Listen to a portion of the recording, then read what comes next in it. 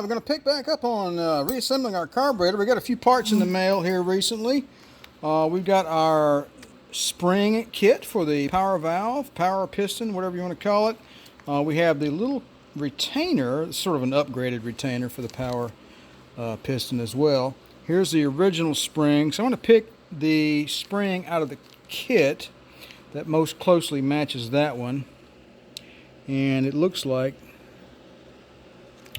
I don't know, probably the gold one if I had to take a guess, just based on looks, but we'll get them out here in a minute and see which one matches. I installed the new seat from the kit.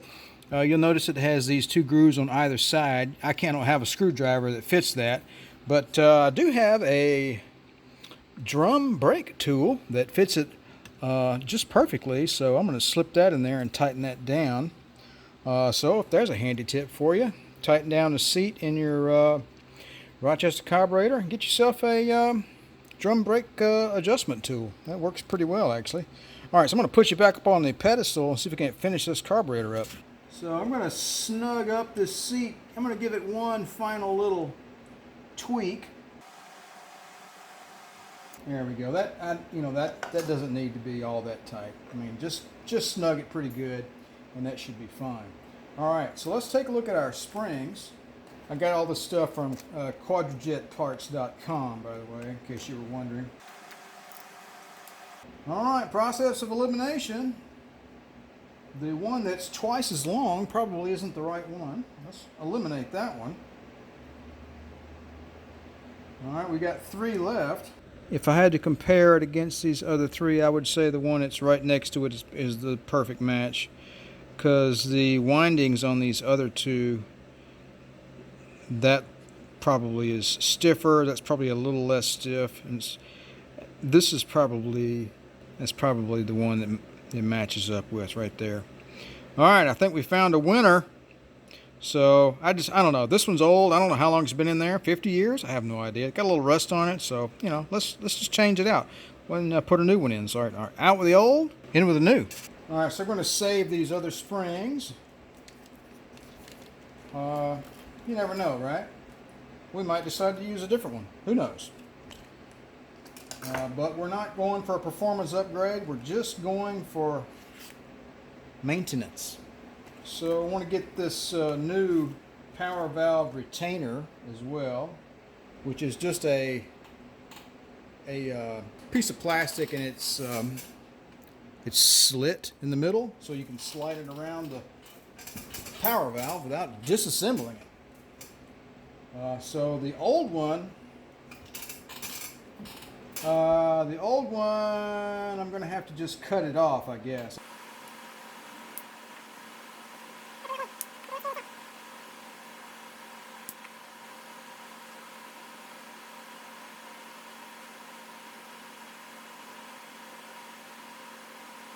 So we're going to slip it around that center, that skinny part right there. All right, and get it down on there. All right, there's our new needle, and it comes with a little wire hanger. Now that little wire hanger is going to come up through this wide rectangular part and simply rest here. It's not going to come up through these holes. It's going to come up through this wide rectangular part here. All right, so that is the correct way for the needle to hang from the float. All right, so I'm going to simply place this down inside the carburetor into its pivot point.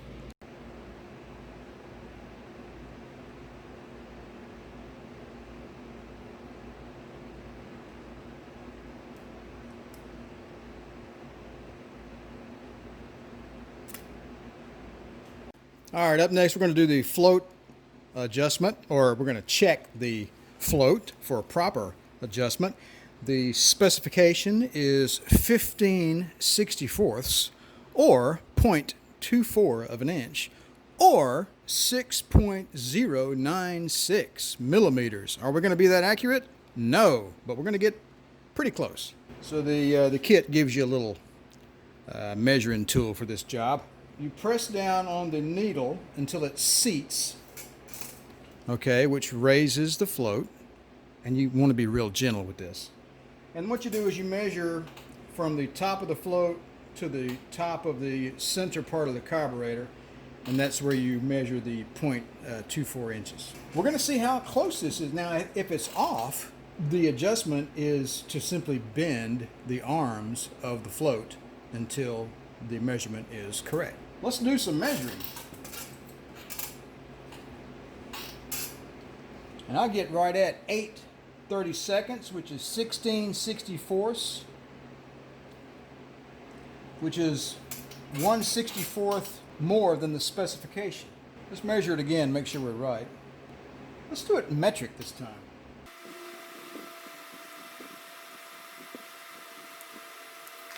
All right, I'm calling that close enough.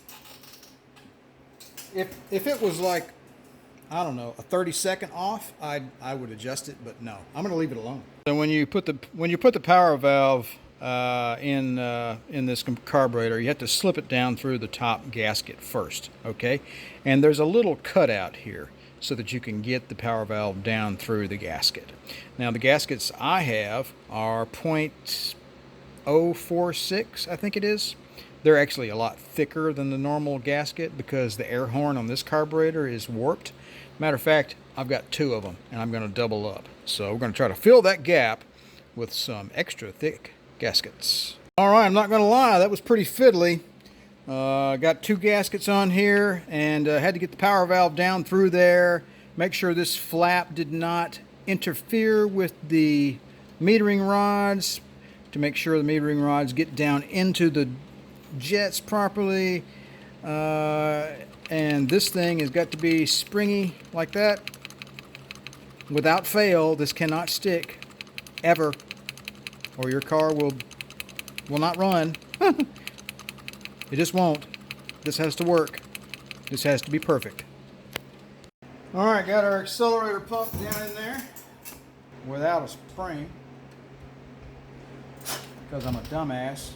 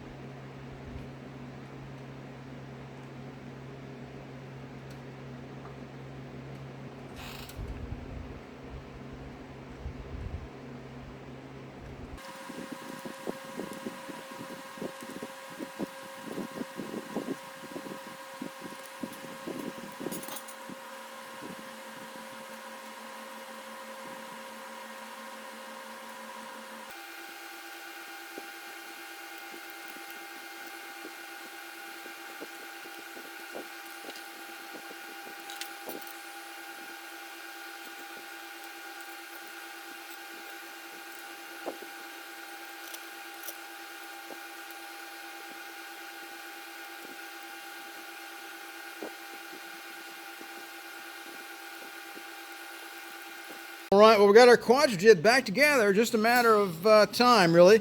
Some parts were a little bit fiddly. I doubled up on the gaskets on the air horn here because it was a little warped. And that was a little challenging getting my power valve installed. But I tell you what, it's time to get this old carburetor back on the car.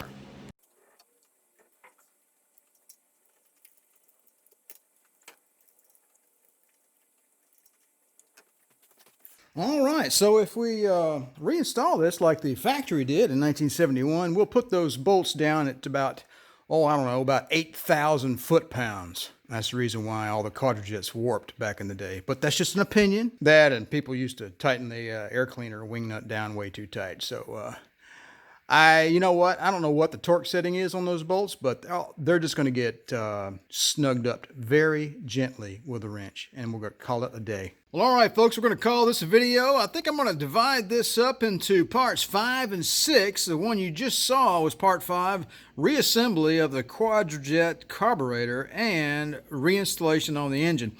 As you can see right here, I've already got the engine back together, and I'm right in the middle of doing a lot of testing and a lot of tuning. So that will be in a video all in itself. So stay tuned for that. Hey, listen, I appreciate you guys stopping by my channel. Don't forget to like, share, and subscribe. And if you'd like to be notified whenever I release a new video, don't forget to click that little bell down below. That's all for now. We'll talk to you guys later. Bye-bye.